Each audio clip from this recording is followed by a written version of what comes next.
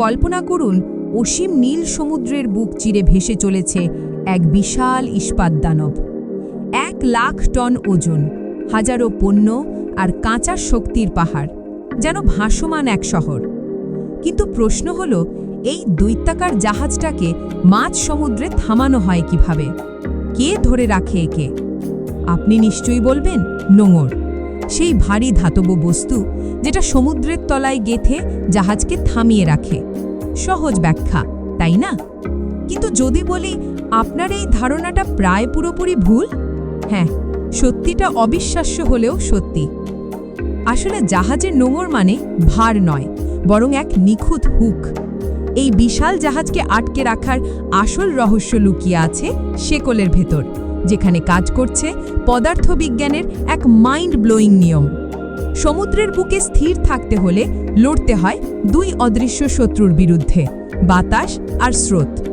এই দুই শক্তি অবিরাম ধাক্কা দিতে থাকে, যেন জাহাজটাকে টেনে নিয়ে যেতে চায়। এই লড়াইয়ে নোঙর একা কিছুই করতে পারে না, তার সঙ্গে কাজ করে শেকল, প্রযুক্তিগত ভাষায় যাকে বলা হয় রোড। নোঙরের কাজ আসলে ভারী হওয়া নয়, বরং সমুদ্রতলের মাটিতে গেঁথে যাওয়ার মতো এক নিখুঁত হুক তৈরি করা। আধুনিক নোঙর বা স্টকলেস অ্যাঙ্কার ডিজাইন করা হয়েছে ঠিক এই কাজের জন্য। যখন এটা সমুদ্রতলে পড়ে, তখন এর ফ্লুক মানে বেলচা মতো হাতলগুলো মাটির নিচে ঢুকে যায়, যেন বিশাল নখ মাটি আঁকড়ে ধরেছে। কিন্তু এখানেই সমস্যা, সব সমুদ্রতল একরকম নয়। যদি নোঙর শক্ত পাথরের ওপর পড়ে, কোনো কাজ হবে না, নোঙর পিছলে যাবে। শৈলবে ঢাকা জায়গাতেও একই অবস্থা, নোঙর শুধু ঘুরবে আর পিছলাবে। বালির নিচে কিছুটা ভালো ফল পাওয়া যায়, কিন্তু সেরা জায়গা হলো কাদা বা পলি মাটি, যেখানে নোঙর একদম শক্তভাবে গেঁথে যায়, দারুণ গ্রিপ তৈরি হয়। কিন্তু এখানেই গল্প শেষ নয়, বরং এখান থেকেই শুরু। নোঙর যতই ভালো গ্রিপ পাক, একা তার কিছু করার ক্ষমতা নেই। আসল শক্তি আসে শেকড় থেকে। এই বিশাল চেন শত শত মিটার লম্বা, অবিশ্বাস্য ভারী ইস্পাত দিয়ে তৈরি। প্রতিটি লিঙ্কের ওজন প্রায় 160 কেজি, আর নোঙর নিজেই প্রায় 23,000 কেজি, প্রায় 15টা গাড়ির ওজনের সমান।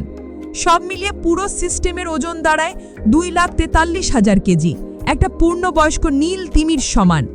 ভাবুন তো, একটা চেনের ওজনই প্রায় তিমির সমান। কিন্তু এখন আসছে সেই আসল রহস্য, যেটা পুরো বিষয়টাকে জাদুর মতো করে তোলে। এই শেকল ফেলার একটা নির্দিষ্ট কৌশল আছে, যাকে বলে ক্যাটেনারি কার্ভ। যখন নোঙর সমুদ্রতলে গেঁথে পড়ে, তখন জাহাজ থেকে ছাড়তে হয় বিশাল দৈর্ঘ্যের শেকল। উদ্দেশ্য কিন্তু সোজা টান দেওয়া নয়, বরং একটা ভারী বাঁক তৈরি করা, যেটা সমুদ্রতলের ওপর দিয়ে দূর পর্যন্ত শুয়ে থাকে। এই বাঁকটাই হলো ক্যাটেনারি। এটা দেখতে যতটা সাধারণ, কাজ করে তার চেয়ে 1000 গুণ বেশি বুদ্ধিমত্তার সঙ্গে। প্রথমত, সমুদ্রতলে পড়ে থাকা ভারী শেকল তৈরি করে বিশাল ঘর্ষণ, যা জাহাজকে আটকে রাখে, যেন এটা বিশাল পেপারওয়েট। দ্বিতীয়ত, এই বাঁকটাই কাজ করে এক পারফেক্ট শক অ্যাবজর্বার হিসাবে।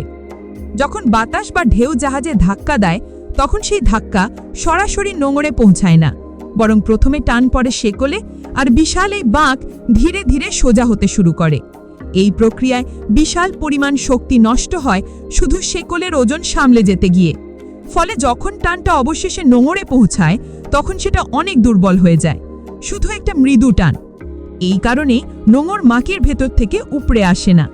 এই ক্যাটেনারি কার্ভই হলো সেই গোপন বিজ্ঞান, যা বিশাল জাহাজকেও স্থির রাখে বুকে ঢেউ নিয়ে থাকা সমুদ্রে। তো এখন জাহাজ পুরোপুরি অ্যাঙ্কার করা হয়ে গেছে। কিন্তু এবার প্রশ্ন হলো, এই বিশাল নোঙর আবার তোলা হয় কিভাবে? যে জিনিস ডিজাইনই করা হয়েছে নাড়ানো কঠিন করার জন্য, সেটাকে তুলতে হয় কৌশলে। এখানেই ব্যবহৃত হয় জাহাজের ইঞ্জিন আর উইন্ডলেস নামের বিশাল যন্ত্র। জাহাজ ধীরে ধীরে সামনে এগোতে থাকে, আর উইন্ডলেস টেনে নেয় শেকল। জাহাজ যতই নোঙরের ঠিক ওপরের দিকে আসে, শেকল ততই সোজা হয়। এই অবস্থায় টান পড়ে একদম উলম্বভাবে, আর তাতেই নোঙরের পেছনের দিক উঠতে থাকে, একটা লিভারের মতো কাজ করে, মাটি থেকে গ্রিপ আলগা করে দেয়। এইভাবেই নোঙর সহজেই উঠে আসে সমুদ্রের বুক থেকে। তো পরের বার যখন কোনো বিশাল জাহাজকে বন্দরে শান্তভাবে ভাসতে দেখবেন, মনে রাখবেন, ওটা কেবল ভারী নোঙরের জোরে দাঁড়িয়ে নেই, ওটা স্থির আছে বিজ্ঞানের সূক্ষ্ম ভারসাম্যে, প্রকৌশলের নিখুঁত নকশায় আর এক মসৃণ বাঁকের অদৃশ্য শক্তিতে। সমুদ্রের গভীরে লুকিয়ে আছে মানুষের বুদ্ধিমত্তার সেই নিঃশব্দ জয়, যেখানে এক টুকরো লোহার চেন, এক বাঁক আর এক হুক মিলে আটকে রাখে সমগ্র এক দানবকে। Anchor water waves.